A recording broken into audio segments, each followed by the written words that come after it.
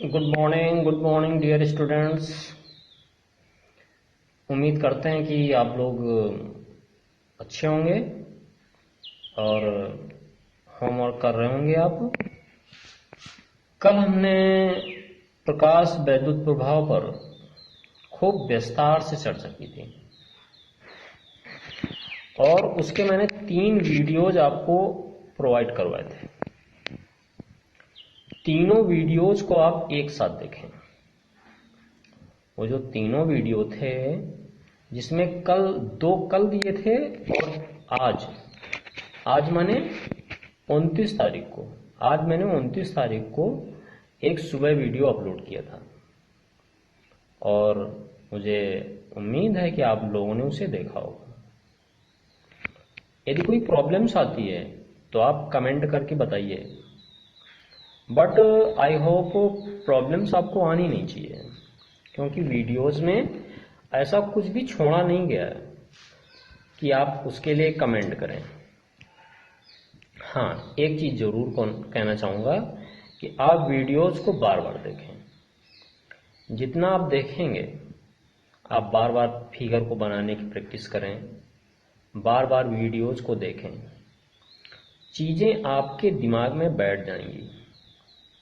इतनी मुझे उम्मीद है आप वीडियोज को समझने में सक्षम हैं। और मुझे ये भी पता चला है कि सभी स्टूडेंट्स वीडियोस देख रहे हैं और काफ़ी अच्छा लगा मुझे कि सभी स्टूडेंट वीडियो देख रहे हैं और सीख रहे हैं। बहुत अच्छा कर रहे हैं आप लोग। अब आगे, कल मैंने 6 से 7 रिजल्ट्स देखे थे। प्रकाश वैद्युत प्रभाव के 5 से 6 रिजल्ट्स देखे थे। These results are so important for your exam point of view as well as your to solve the any problem, numericals problems related to this topic. So don't skip these videos. इसलिए इन video को आप skip ना करें, इनको अवश्य देखें और कई बार देखें। आज हम लोग कुछ और ग्राफ इसमें ड्रॉ करने जा रहे हैं, जिसमें आज का ग्राफ हम लोग ड्रॉ करेंगे आवृत्ति और निरोधी विभव के बीच में। आपने निरोधी विभव के बारे में पढ़ रखा है क्या? वह न्यूनतम ऋणात्मक विभव जो कि इलेक्ट्रॉनों की गतिज ऊर्जा को शून्य कर देता है, निरोधी विभव कहलाता है या कट ऑफ पोटेंशियल कहलाता है। एक चीज और पढ़ी थी, देहली आवृत्ति, और उसके साथ साथ पढ़ा था देहली कार्यफलन, वह न्यूनतम आवृत्ति जो किसी धातु पृष्ठ से इलेक्ट्रॉनों के उत्सर्जित होने के लिए आवश्यक होती है, देहली आवृत्ति कहलाती है।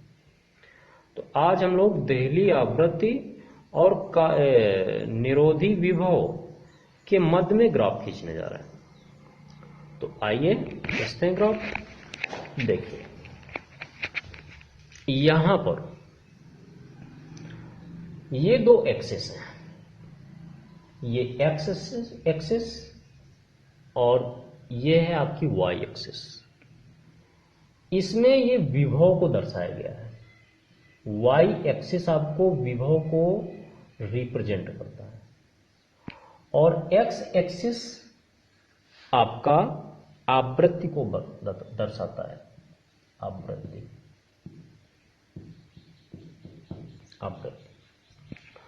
अब आगे हम जानते हैं, मान लो जब प्रकाश की आवृत्ति शून्य है, शून्य का मतलब यहां पर 0 पर, यहां पर, देन तब क्या होगा? जब आवृत्ति ही नहीं है तो फिर गतिज ऊर्जा भी नहीं होगी, तो हमें निरोधी विभव लगाने की जरूरत नहीं पड़ेगी, क्योंकि ना तो आवृत्ति है ना इलेक्ट्रॉन उत्पन्न हो रहे हैं, तो निरोधी विभव फालतू में क्यों लगाएं। अब आवृत्ति के मान को धीरे धीरे बढ़ाते हैं हम लोग, धीरे धीरे बढ़ाते हैं, बढ़ती आती है बढ़ती आती है, आवृत्ति बढ़ती आती है, इलेक्ट्रॉन उत्पन्न नहीं होते। लेकिन क्या आवृत्ति को हम बढ़ाते जाएं बढ़ाते जाएं बढ़ाते जाएं और इलेक्ट्रॉन उत्पन्न न हो, इज इट पॉसिबल? आंसर होगा no. Why? Because at certain frequency there will be the sudden and rise of the electron from the surface plate। एक सडन, एक निश्चित आवृत्ति के बाद सरफेस प्लेट से इलेक्ट्रॉनों का उत्सर्जन होने लगेगा। क्यों? क्योंकि उसे तब वह ऊर्जा मिल चुकी होगी जो किसी धातु पृष्ठ से इलेक्ट्रॉनों के उत्सर्जन के लिए आवश्यक होती है, तो इसीलिए तो निकलने लगे इलेक्ट्रॉन। तो अब देखते हैं। अब यहां से देखो, ऐसे धीरे धीरे ऐसे बढ़ते हैं, यहां पर नहीं हुआ, यहां पर नहीं हुआ, यहां पर नहीं हुआ, यहां पर नहीं हुआ, यहां यहां यहां यहां यहां पर देखो, जैसे ही यहां से हुआ यहां पर इलेक्ट्रॉन निकलने लगते हैं, और उस स्थिति में ये जो आवृत्ति कहलाएगी, इतना जो ये जो कहलाएगा, ये देहली आवृत्ति कहलाएगी, न्यूनॉट। ओके। अब इसको यदि रोकना है, हमें देहली आवृत्ति को रोकना है, तो इस लाइन को हमने देखो थोड़ा सा तिरछा ड्रा किया हुआ है, ऐसा ड्रा किया हुआ है, ऐसे एज लाइक दिस। यदि इसको ऐसे सीधा ड्रा करते देन व्हाट विल हैपन? तब क्या ये हमारा ग्राफ सही था? नहीं। क्यों? क्योंकि यदि हम इसको, यदि इस ग्राफ को यदि पीछे बढ़ाएंगे, ऐसे बढ़ाएंगे, तो ये यहां पर कहीं पर कट करेगा, यहां पर। तो इसका मतलब ये हुआ कि यहां से लेकर और यहां तक जो ऋणात्मक पोटेंशियल विभव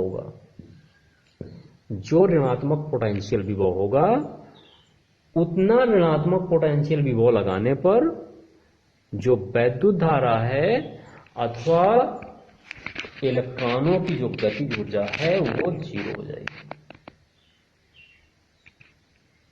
अंडरस्टैंड? अब यदि इसको सीधा कर देते, ऐसे सीधा कर देते, एज लाइक दिस कर देते, ऐसे सीधी रेखा दिखाते, तो क्या होता? इसको यदि ऐसे नीचे की ओर बढ़ाते, तो जानते हो ये कहां कट करता? ये कट ही नहीं ना करता। कहां पर कट करता? देखिए, कहीं ना कट करता, मतलब ये अनंत तक जाता।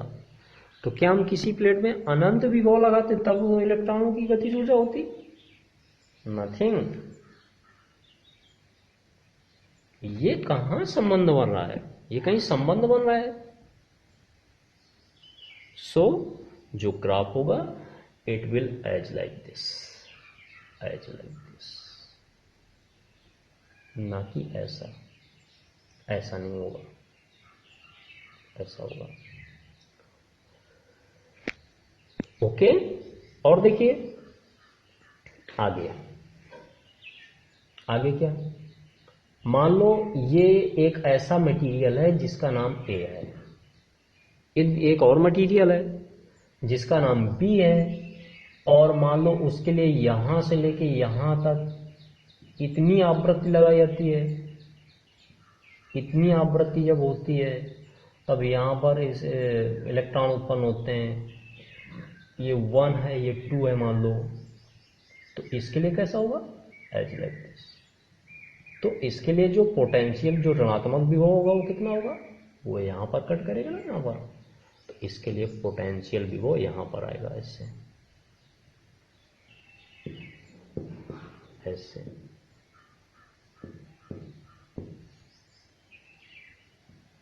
ऐसे, ये 1 है, ये 2 है माइनस का, it will also minus. I hope ये आपको समझ में आया होगा। अब आगे एक और थ्योरी है। क्या है थ्योरी? कि प्रकाश जो है तरंगों के रूप में चलता है, लेकिन यहां पर एक प्रॉब्लम है। वो प्रॉब्लम क्या है? हम ये पढ़ चुके हैं कि एक ऐसा जब हम तीव्रता का मान बढ़ाते हैं, जब प्रकाश की तीव्रता का मान बढ़ाते हैं, तब क्या होता है? उत्पन्न होने वाले इलेक्ट्रॉनों की संख्या तो बढ़ती है, लेकिन उनकी गतिज ऊर्जा नहीं बढ़ती, उनकी गतिज ऊर्जा नहीं बढ़ती। अंडरस्टैंड? लेकिन जो हमारा तरंग सिद्धांत है वो किस पर, वो क्या कहता है कि प्रकाश की जो ऊर्जा होती है उसकी तीव्रता पर निर्भर करती है। प्रकाश की जो ऊर्जा होती है वो किस पर निर्भर करती है? उसकी तीव्रता पर निर्भर करती है। मतलब तरंग सिद्धांत के अनुसार, तरंग सिद्धांत के अनुसार प्रकाश की ऊर्जा प्रोपोर्शनल टू इट्स आवृत्ति, इट्स इंटेंसिटी, इसकी इंटेंसिटी पर निर्भर करता है। प्रकाश की इंटेंसिटी पर निर्भर करता है। बट यदि प्रकाश की ऊर्जा आप तीव्रता पर निर्भर करती तो क्या होता?